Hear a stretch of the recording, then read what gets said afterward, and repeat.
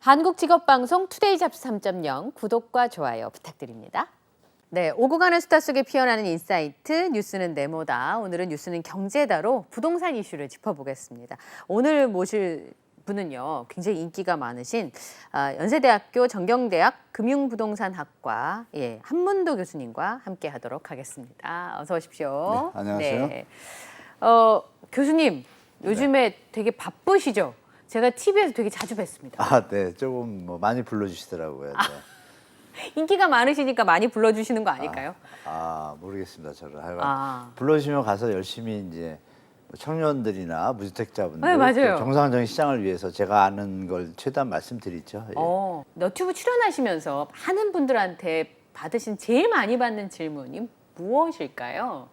요즘은 이제 지금 요새 집값 오르는 게 진짜 오르는 거냐? 그런 아니면, 구체적인 질문을. 네, 많이 합니다. 많이 하시고 많이 스마트해지셔가지고요. 네. 예전에는 그냥 오를까요, 내릴까요 수준인데 거의 지금은 제 수준.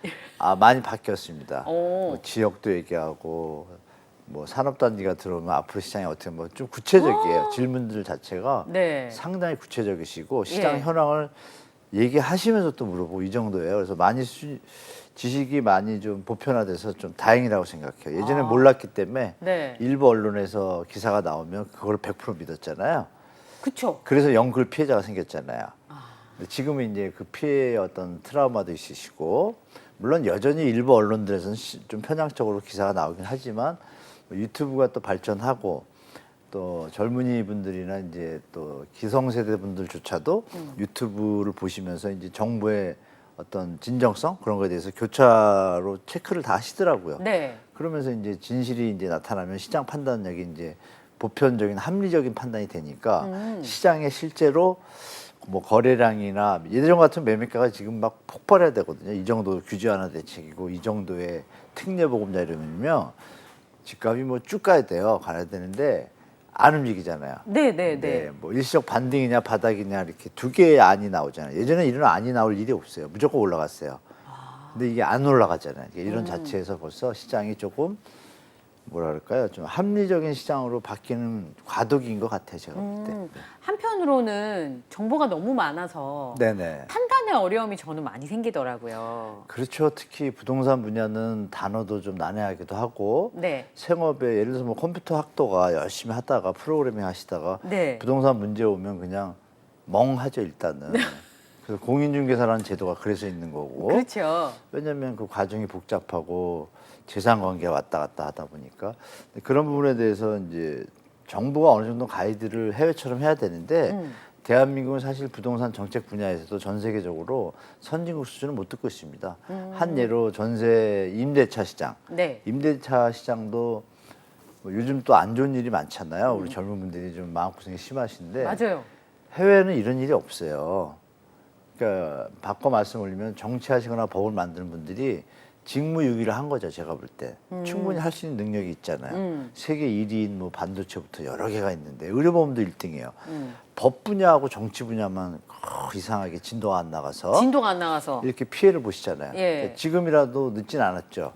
지금 이제 유튜브가 발전됐고 이렇게 또 방송에서 또 제가 이런 얘기를 할 수 있는 시대가 예전엔 거의 없었어요. 근데 요즘은 이렇게 표현하잖아요. 네. 그러니까 이런 부분들이 제가 볼 땐 점점 좋아지는 과도기다. 그래서 우리 청년분들이나 이분들이 출산율도 지금 세계 1등이잖아요. 뒤로. 네, 뒤로 1등이죠, 뒤로. 한 100년도 되기 전에 대한민국이 없어진다 그러고 그게 사실 남의 일이 아니잖아요. 네. 우리의 일이고 우리 자식의 일이고 후대의 일인데 그런 부분을 이제 종합적으로 볼 때 제가 볼 때는 정말 과도기인데 정치하시는 분들이나 법하시는 분들이 조금만 물질적인 게 어느 정도 됐잖아요. 대한민국이. 그럼 이제 정신적이고 인간의 가치가 모든 선각자들이 하신 말씀들이 물질적인 풍요는 한계가 있다 그러잖아요. 그건 부자가 아니다. 지금 그 과도기 같아요. 그래서 중요한 건 뭐냐면 젊은 분들도 소리를 내셔야 되는데 워낙 시스템이 고착화돼 있잖아요. 사회가 네. 지금. 저희 시대 때는 고착화되기 직전이었잖아요. 막 개발 시기니까 어떤 네. 바른 소리를 해도 받아들일 어떤 여지가 있었는데 지금은 시스템에서 이거를 특히 언론중이나 이런 데서 그러니까 광고주의 뜻에 따라 가지고 기사가 올바로 나갈 것이 약간 덜 올바르게 나가다 보니 근데 유튜브는 광고주가 구독자잖아요. 네. 국민이다 보니까 유튜브에서 이제 진실된 기사가 많이 나오는 거죠. 그러니까 그나마 이제 중화가 돼서 지금은 이제 예전 같은 묻지마 따라가기는 없죠. 그래서 좀 낫습니다, 제가 볼 때. 말씀하신 부분에서 몇 네. 가지를 좀 캐치할 수 있었는데 네. 넉넉하게 사는 것도 참 좋지만 네. 이 순위를 매기는 것보다 다 같이 좀 풍요롭게 나누며 살 수 있는 그런 정책들, 그러니까 정책의 방향이 바뀌는 거잖아요. 그렇죠. 예전 같으면 하한선을 좀 올리는 방식으로 진행이 됐다면 네. 이제부터는 가지고 있는 부를 적절하게 잘 분배해서 네, 너무 힘들게 사는 사람은 없게. 그렇죠. 그쵸? 너무 정확하신 말씀이에요.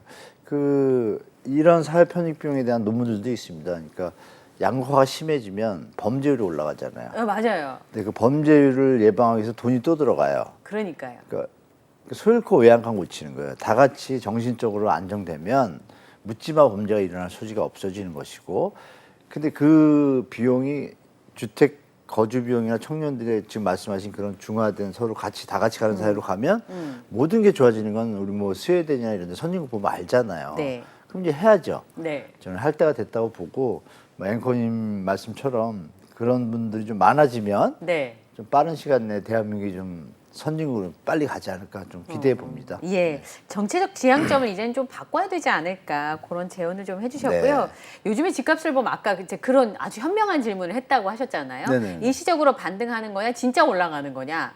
지금 진짜 올라가는 겁니까? 아니면 가짜로 올라가는 겁니까? 가짜로 오른 건 아니죠. 오른 건 사실이죠. 어느 지역 일부는. 근데 네. 그 오른 거를 우리가 해석을 잘해야죠. 해석을. 예를 들면 100점 맞던 학생이 30점으로 내려왔어요. 네, 근데 40점이 된 거예요. 그럼 성적이 30% 향상했잖아요. 네, 그러나 100점 맞던 기준에서 보면 한참 멀었잖아요. 그렇죠. 근데 우리가 보도를 할 때 만약에 30점이 됐는데 50점이 60점이 됐어요. 네, 그럼 100% 성적이 100% 향상한 거예요. 2배 성장 뭐 이렇게. 예. 근데 평소에 보면 100점이었으니까 아직도 60% 수준이잖아요. 그렇죠. 이런 데이터를 그러니까 기사라는 매체는 이런 비교해서 판단할 수 있는 팩트를 같이 줘야 되거든요. 근데 요즘의 패턴들은 어떠냐면 예를 들어서 A라는 지역이 신고가가 하나 나왔어요. 네, 근데 뒤에 보니까 하락 거래가 4개예요. 예, 그러면 이걸 같이 써줘야지 맞죠? 같이 써줘야죠. 네. 안 써주잖아요. 신고가만 쓰죠. 그렇죠. 그래야 클릭률이 그거 높아지니까. 더 웃기는 건 뭐냐면 이게 만약에 5월 달이잖아요. 네. 그러면 3월에도 신고가가 있었다, 4월에도 신고가가 있었다 이 얘기를 써요. 네. 너무너무 웃기는 거죠. 그러면 여기서 이제 또 서울시의 25개 구 중에 저번 주가는 부동산에서 이제 발표하잖아요. 네. 거기에 한 3개 구 정도, 네. 많으면 한 5개 구 정도가 저번 주가 만약에 100원이었다면 102원이 됐어요. 네. 올랐잖아요. 네. 그럼 기사가 그럼 25개 구잖아요, 서울이. 네. 그럼 나머지 20개는 어떻게 됐죠? 모르죠, 이제 안 나오니까. 내려갔죠. 내려갔군요. 같이 예. 써줘야죠. 같이 써줘야죠. 그러면 어떻게 느껴요? 3개밖에 안 올랐구나. 네. 20개는 여전히 내려가는구나. 이렇게 네. 판단할 텐데 이 기자분들이 바쁘셔서 그런 건지 뭐 어떤지 모르지만 그것만 딱 써요. 그러니까 이제 시청자분들이 이제 아시는 거죠. 옛날에 네. 한번 속았잖아요. 네. 이제 더 이상 안 속죠. 특히 2030들은 4050, 60은 옛날에 속았기 때문에 지금은 완전히 안 속아요. 근데 그걸 또 어떻게 쓰냐 기사를. 2030 매입 비중이 50%로 늘어나. 그럼 여기서 느낄 게 뭐냐. 우리가 1000개가 거래가 됐는데 2030이 20%밖에 거래가 안 되면 200개를 산 거잖아요. 네. 근데 만약에 100개가 거래가 됐는데 50%로 늘었어요. 몇 네. 개 팔렸어요? 50개 팔렸죠. 네. 그럼 예전에 200개 팔리던 게 50개 팔린 거 아니에요. 이렇게 아주 왜곡된 기사를 쓰는 분들이 가끔 계세요. 그러니까 퍼센티지나 아니면 증가폭만을 강조하면 실제로 거래되는 숫자들을 봤을 때 크게 뭐 달라지는 게 없다든지 전혀 의미가 없는 유의미하지 건데 않다든지? 그거를 가지고 이제 자꾸 이렇게 쓰니까 이게 뭐 좀 마음이 안 좋습니다. 예. 개인적으로. 그래서 교수님 요즘 어떻다고요? 시장이요. 그래서 결론적으로 제가 시장을 체크해본 결과 이렇게 비교해서 말씀드릴게요. 2008년도 네. 글로벌 금융위기 때 똑같이 주택 가격이 폭락을 했습니다. 네. 일단 한 30-40% 내려왔고요. 사례를 들면 서울 대치동 음마아파트라든지 우성아파트라든지 여러 개 네. 아파트들이 한 40%씩 내려왔다가 예. 정부가 정부가 똑같이 올해하고 2009년도에 8년 말부터 9년도 초에 미분양 매입 대책하고요. 네. 규제 완화 대책을 다 풀었어요. 똑같이 풀고 여러분들이 그때는 DSR 제도가 없었어요. 네. 지금은 DSR이 묶여 있잖아요. 네. 그래서 우회적으로 한 게 특례보험자료이고 그때는 특례보험자료는 없었지만 LTV를 70% 풀었어요. 네. LTV는 아시겠지만 집이 10억이면 70. 묻지도 따지도 않고 70% 7억을 빌려주는 거예요. 7억까지는. 그러니까 전세가 5억이면 갭 투자가 되죠. 그러네요. 그러니까 그냥 또 그때 집값이 바로 6개월 만에 한 100원이었던 게 60원이었는데 95원이 돼요. 다시 제자리 다 갔어요. 그러네요. 네. 근데 지금 어때요? 전혀 안 그렇잖아요. 100원이었던 게 한 50원, 60원 됐는데 네. 이제 65원, 55원 된 거예요. 그러면 어떻게 써야 돼요, 기사를? 그러니까 제가 파악해 본 결과로는 그럼 거래량도 또 한 말씀 드릴게요. 거래량 네. 때는 서울시 월 평균 거래량이 뭐 어떤 학자들은 5,900, 저는 자세히 보니까 통계가 또 여러 개예요. 근데 네. 6,100 정도예요, 보면. 네. 그럼 평균 6,100이면 누가 봐도 3,000개면 적잖아요. 네. 7,000개, 8,000개 많은 것 같잖아요, 평균보다. 네. 그리고 우리가 아시는 막 그 박근혜 정부 때 그 빈내선 집사람 호황기 때 네. 그때도 한 달에 10,000건씩 됐어요, 서울. 오. 그리고 얼마 전 재작년에 영끌 시절 네. 그때도 12,000, 15,000 한 달에. 그렇죠. 근데 지금 몇 건이에요? 3,000건이잖아요. 3,000건인데 이걸 기사를 또 어떻게 나왔냐? 뭐 1,000인데 3,200% 증가 이렇게 쓰면 안 거래량 되죠. 증가 이렇게. 네, 속으시면 안 되고 결론적으로 말씀드리면 그때는 글로벌 구미가 터지고 나서 거래량이 한 2,000대예요. 네. 지금 3,000이라고 제가 말씀드렸잖아요. 늘어난 게 네. 터지고 나서 바닥 수준인 거예요. 지금 올랐다고 얘기하시는 것들이. 네. 그 전에 어떠냐? 대책을 쓰고 나서 거래량이 어떻게 늘었냐면 2,000대에서 바로 7,000, 8,000, 8,000, 8,000 이렇게 갑니다. 지금 어때요? 1,000대에서 똑같이 풀었는데 2,700, 3,000? 2,900, 3,000에서 겨우 이러고 가고 있잖아요. 네. 그러면 뭐가 문제가 있다는 얘기가 결론이 났죠. 어. 집값이 비싸든지 네. 사람들이 뭐 다른 돈을 쓸 때가 많아서 돈이 좀 안 돈다든지 돈이 없다든지? 그럼 다른 이유는 없잖아요. 그럼 예. 결론 나오잖아요. 어. 집값이 비싸네. 예. 근데 올라간다고 기사는 나오는데 시계열로 비교하니 그때는 그때는 집수도 더 적었어요, 아파트가. 그때는 네. 140만밖에 안 됐고 네. 지금 170만 개예요, 서울의 아파트가. 그럼 총량을 따지면 더 적은 거죠. 그러네요. 거래량이라든지 네네. 올라간 걸 그러면 봤을 때. 결론은 합리적인 추론이 가능하죠. 집값이 비싸다고 판단되는구나. 그럼 이게 왜 오를까?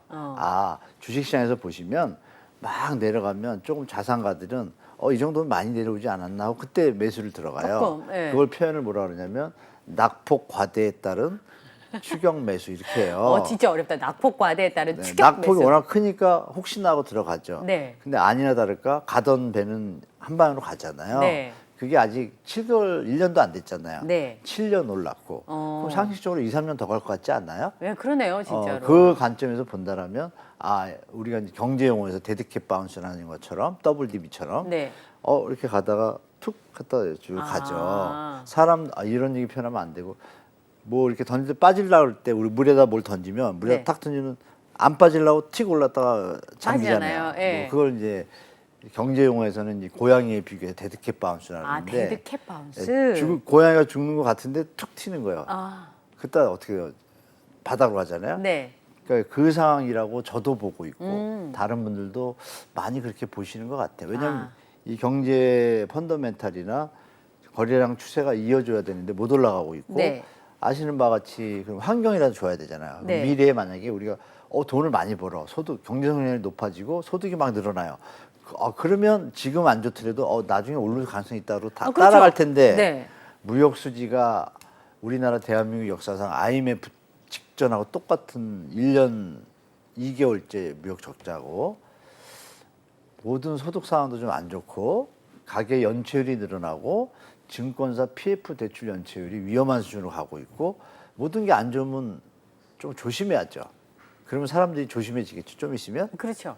그럼 요즘 이번에 올랐던 게 계속 못 올라간다는 게 지금 보이고 있으면 제가 말씀드린 대로 일시적 반등이다가 거의 90% 확률 이상으로 맞을 것 같습니다. 예. 두 가지를 기억하면 될 것 같아요. 한문도 교수님 말씀하신 것 중에 네. 지금 대한민국 집값은 너무 비싸다. 네, 결론 네. 비쌉니다. 예. 두 번째는 지금 올라가는 건 바닥을 찍고 잠깐 반등하는 걸 수 있으나 추세는 달라지지 않았다. 네, 추세는 변하지 않는다. 대세를 거스를 수 없다. 대세를 거스를 수 없다. 예. 네, 일부 지역의 경우에는 매수 심리가 좀 살아나는 것 같기도 한데 아까 말씀하신 것처럼 지금 금리 인상이 중단된다든지 규제도 많이 완화를 해줬잖아요. 특례 네. 보금자리론 출시 같은 거. 이게 매수 심리에 큰 영향을 줬다고 보시지는 않는 것 같아요. 심리는 좋죠. 줘서 올라온 게 이 수준. 아, 요 수준이다. 네, 영향을 줘서 올라온 게 이 수준이다. 온 게 이 수준밖에 안 된다. 어. 그러면 실제 대부분의 매수 심리는 살아나지 못하고 있다라고 판단하는 게 맞습니다. 근데 현장 많이 다니시잖아요, 교수님. 네, 많이 다니죠. 그럼 사실은 신문 기사에 나오거나 기사에 브리핑 되는 것보다 훨씬 더 피부로 많이 느끼실 것 네, 같은데 네, 네, 현장. 집 내놨는데 1년 반째 안 나가요. 그런 집주인도 제법 있는 것 같던데요. 2년 반짜리도 있는데 3년도 있고요. 어떻게? 그럼 싸게 팔면 되죠. 아, 싸게 팔면 되지. 안 팔죠. 안 팔거나 못 팝니다. 못 파는 이유는 뭐냐면 이런 식의 여러분 네이버나 이런 매물 보시면 어떤 평형대가 있는데 네. 집이 80개가 나왔어요. 예. 그럼 상식적으로 층도 다르고 다 다르니까 네. 만약에 10억이다. 예. 그러면 10억, 9억 5천, 9억 7천 이렇게 이게 정상이잖아요. 그렇죠. 근데 보면 다 10억이 90%, 예. 가끔가다 9억 8천 한두 개 이렇게 마무리가 돼요. 맞아요. 그래서 시장을 가면 9억 8천짜리 찾으러 가면 9억 8천짜리는 팔렸고 10억짜리 남아 있어요. 이건 뭘 의미할까요?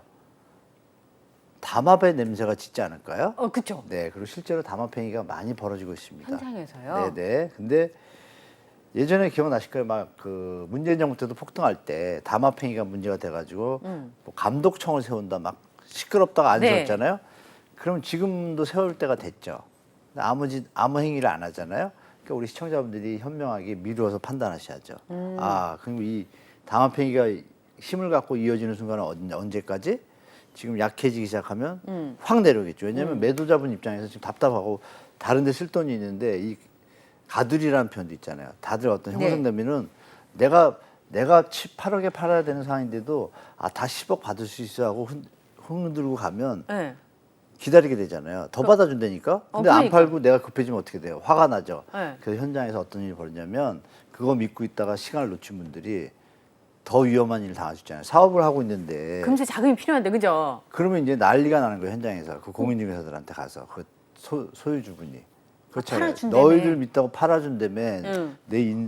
이런 게 실제로 현장에서 벌어져요. 그래요? 네, 그래서 거기까지 말씀드리면 이해되실 거예요. 그래서 공인중개사분들이 요새 많이 갈등이 있을 거예요.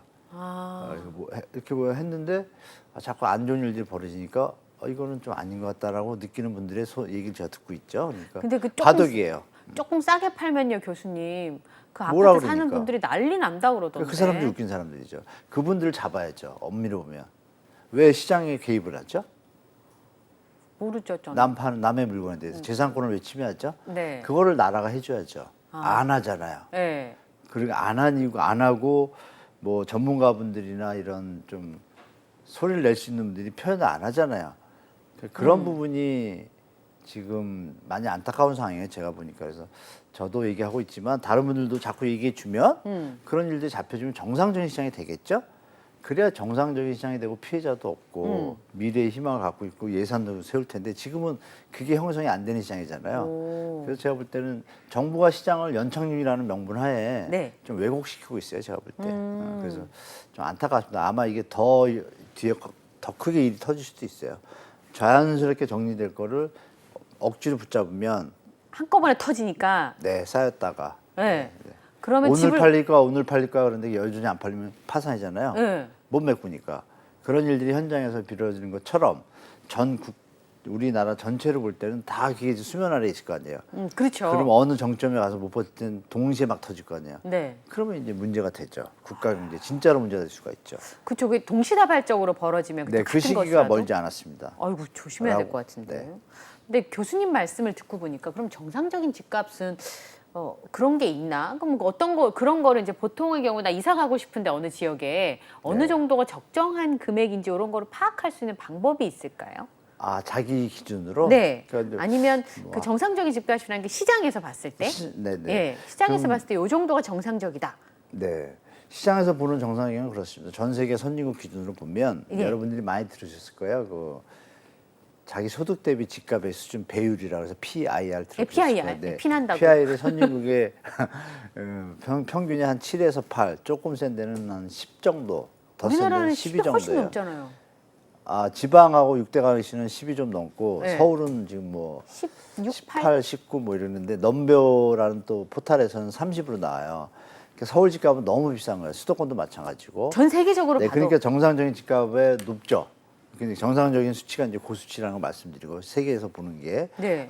6, 7이면 안정적이고 7, 8, 90 선에서 왔다 갔다 해요. 그럼 지방의 집값은 어느 정도 좀 가능한데 거기는 아파트가 비율이 또 많아서 예. 지방의 자가 소유율이 한 60%에서 멈춰요. 선진국 6에서 70%. 네. 아파트 6, 70%다 세워지면 어느 정도 정리가 된 거예요. 유효 수요가. 네. 그런 관점에서 정상적인 가격이 되려면 고수치에서 왔다 갔다 하면 되는데 서울은 너무 지금 많이 됐고 개인적으로 볼 때 서울은 조정이 있을 거라고 보는 거예요. 저는 앞으로 최고점 대비 40% 조정은 있을 거라고 봐요. 3, 40%. 네, 분명히. 30, 40%. 네, 그러면 지금 이제 개인적으로 볼 때는 어떻게 보시면 되냐면 자기 소득 기준으로 보시면 돼요. 나한테 정상적인 가격이라는 것은 내가 소득이 얼마를 벌고 있는데 그 기준에 세계 선진국에서 기준은 또 30%예요. 자기 소득의 30%를 주택을 샀을 때 네. 원리금 상환에 갚을 수 있는 딱 수준. 네. 그게 제일 안정적입니다. 예. 그리고 더 선진국은 25.7%래요. 예. 대한민국 서울은 지금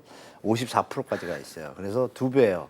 그러니까 그만큼 집값이 비싸다는 얘기고. 그러네요. 그러니까 살 사람이 없어지고, 그러니까 거래량이 안 받치는 게 그 이유예요. 살 사람이 다 없어진 거예요. 게다가 너무 여러분, 비싸서. 네, 아시겠지만 영끌 시절에 네. 100만 개 막 거래됐단 말이에요. 전국적으로. 그 100만이 뒤에서 차근차근히 사실 분들이 집값이 너무 오른다는 트라우마 때문에 앞에 옮겨졌잖아요. 이걸 표현하면 유효 수요, 원래 수요, 매년의 정상적인 수요가 앞으로 당겨졌죠. 그러니까 유효 수요가 이동을 해버렸잖아요. 네. 공백기가 생기잖아요. 그렇겠죠. 공백기인데 지금 입주 물량이 많잖아요. 네. 그럼 조정이 될 수밖에 없는데 지금 정부에서 정책을 써서 받치고 있죠. 미분양되면 경제가 위험하다는 명분하에. 근데 그것이 잘못되면 어떻게 되겠어요? 정리가 안 되면 네. 나중에 정리가 되겠죠. 어떤 네. 형태로? 미분양 현장이 버티고 있다가 터지게 되면 그 집값은 내려가겠죠. 그렇죠. 그럼 여러분들이 볼 때 현재 기준에서는 지금 네. 반등 기미가 있고 이런 시점에서는 더 오를까 봐 걱정돼 이럴 때는 자기 소득의 30%면 들어가시면 돼요. 정상적인 가격인데 그거보다 높다 그러면 기다리셔야 돼요. 왜? 지금 말씀드린 대로 차후에 어떤 일이 벌일지 모르잖아요. 네. 터지면 집값이 내려오겠죠? 그럼 그렇죠. 그때 사시는 게 더 좋겠죠? 그렇죠. 당연하죠. 네, 그때가 정상이 되겠죠? 예. 그러니까 지금 기준과 미래의 기준이 약간 틀리다 이렇게 말씀드리고 통합적으로 똑같은 기준은 내 소득의 30% 선으로 내 거주용으로 들어가는 것은 문제가 없다. 그 집값이. 그러면 가셔도 된다. 말씀드릴게요. 그런 사람은 참 좋겠다. 네. 지난달에 서울 아파트 분양권 거래가 작년 하반기보다 7배 가까이 늘었다는 예, 건데 예. 이건 어떻게 읽어야 돼요, 교수님 그러면? 이건 이제 아다르고 어다른데요. 그래서요. 와, 사람들이 막 살라고 그런다 그래서 사는 거 타고 예. 막 팔라고 그래서 산 거 타고 예. 그럼 막 판 분양권들을 왜 살까요, 사람들이? 비싸면 살까요? 안 비싼가요? 현재 기존 주택 시장도 전체 평균은 하락이에요, 수치가. 네, 네. 일부 몇 개만 올라갔지. 그럼 그렇죠. 분양권이 올라갈까요? 안 올라가겠죠? 올라가는 데도 있겠죠. 막 네. 좋고 이런데 그 지역에 새 아파트가 별로 없어. 그럼 그런 데는 조금 올라가지만 네. 새 아파트가 많은데 또 생겼어. 그럼 별로 안 근데 새 올라가죠. 아파트도 내려가고 있는데 그럼 네. 이 분양권이 어떻게 돼요? 2년 뒤 입주될 때가 되면 전세난 때문에 사람 못 채우고 그러면 난리가 나죠. 네. 빨리 팔아서 빠져나가는 게 낫죠. 그렇죠.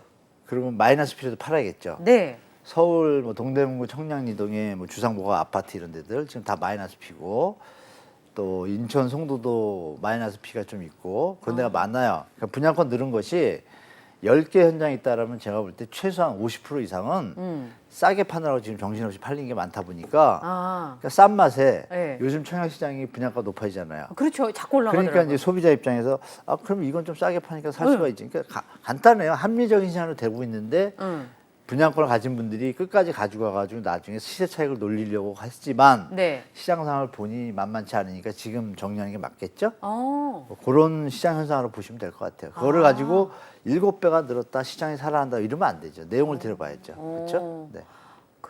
어떤 사람 키가 막 커졌는데, 그러니까 막 몸이 커지고 막 이렇게 해서 알고 봤더니 비만일 수도 있고, 운동을 해서 근육일 수도 있잖아요. 그 내용을 정확히 보시라 이거죠. 아, 네. 그러니까 체구가 커졌다고 해서 그게 다 좋게 혹은 또 나쁘게만 그렇죠. 읽을 게 아니라 네. 그 실체가 뭔지를 보라는 거죠. 그렇죠. 실체를 보셔야죠. 분양권은 이제 프리미엄 주고 막 거래를 할 때는 주식시장이 좋아질 것 같고 더 오를 것 같으니까 네. 내가 프리미엄을 주고도 분양권을 사야 될 이유가 있지만 그렇죠. 지금 거래는 많지만 보니까 빠져나오려고 하는 소요 때문에 그렇죠. 싸게 판매를 하니까 네. 괜찮은데? 라고 해서 올라갈 것 같으면 분양권을 팔까요? 안 팔 것 같아요, 저 같으면. 더 이따 팔죠.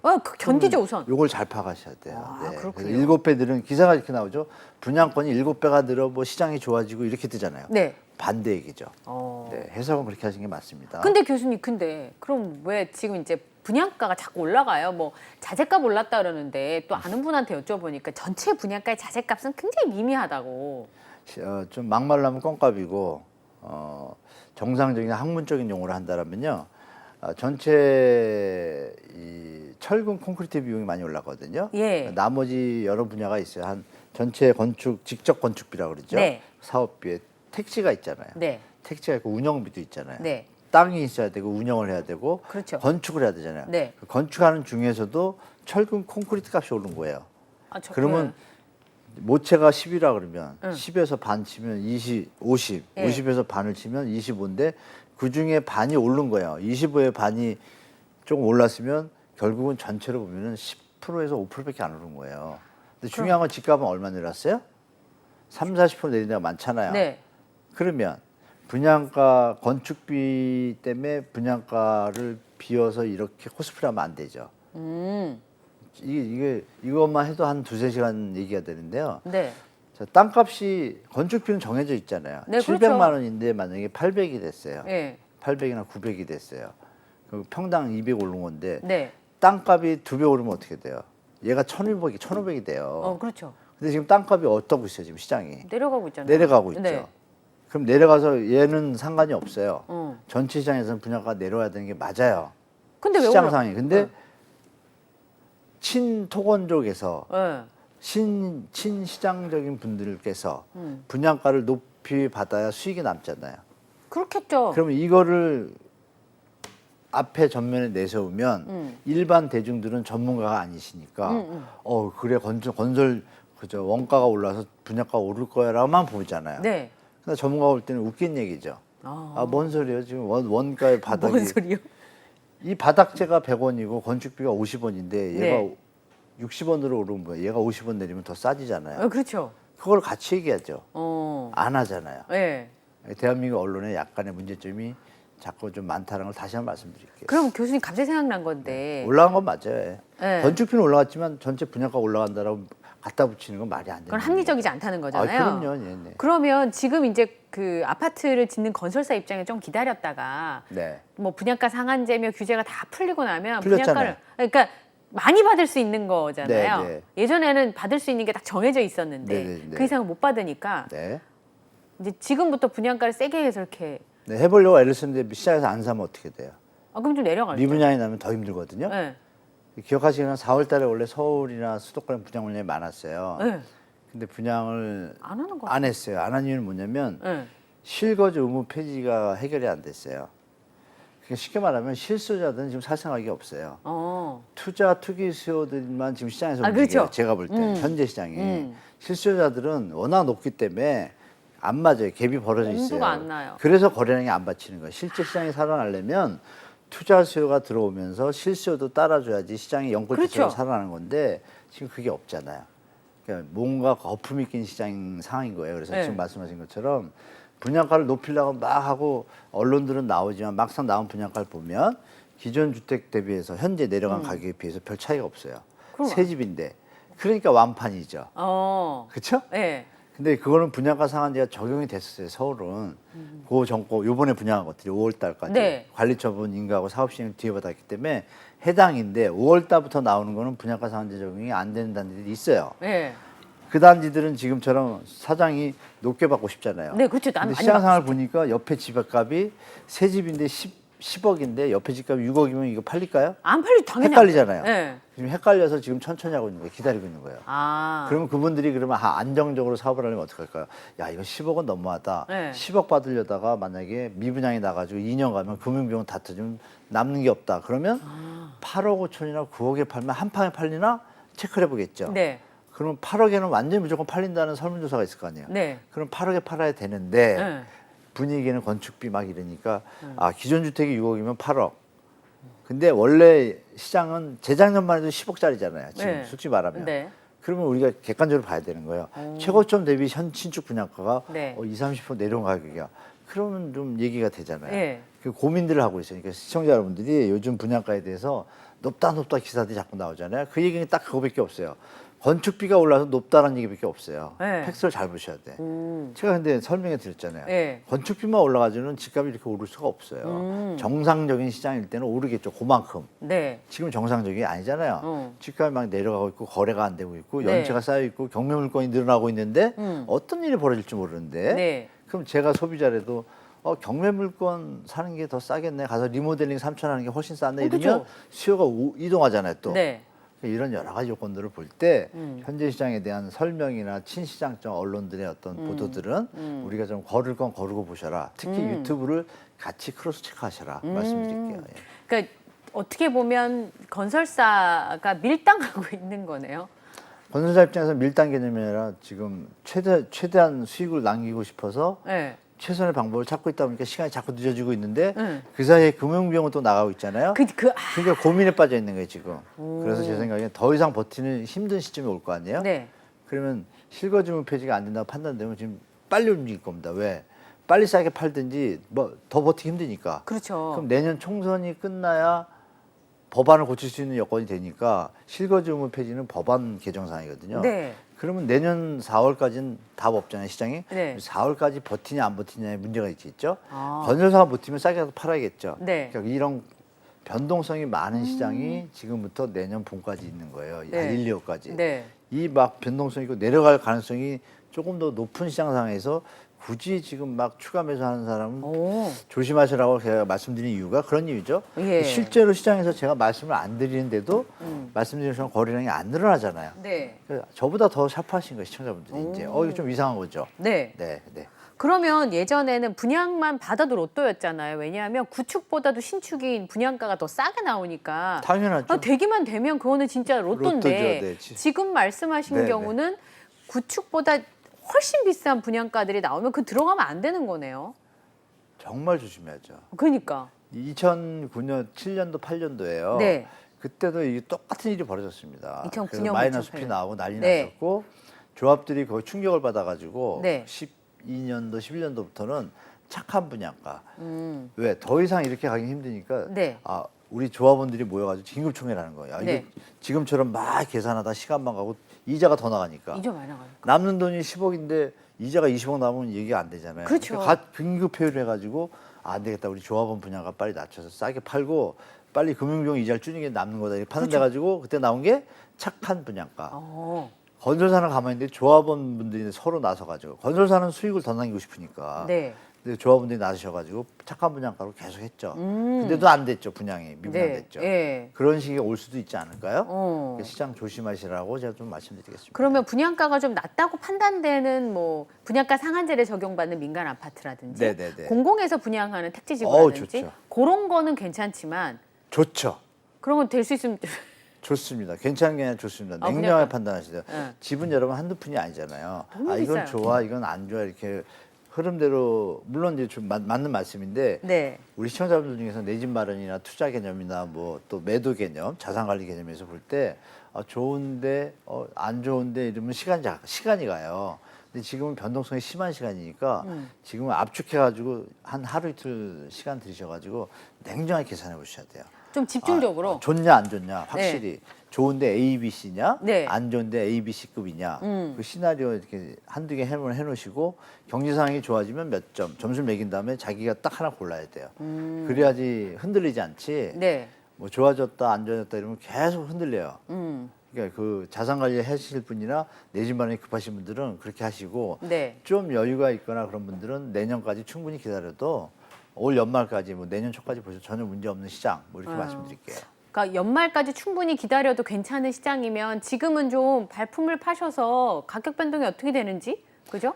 네, 보시면서 또 사러 가실 때 현장의 시간을 말씀드리면 언론에는 잘못 보도가 되는 걸로 저는 통계상을 말씀드리는데 3개가 상승 거래고요. 네. 6개에서 7개가 하락 거래입니다. 지금도. 지금도? 네, 전국이. 예. 그리고 일부 지역 무슨 호재가 발표된 데 빼고 평균적으로.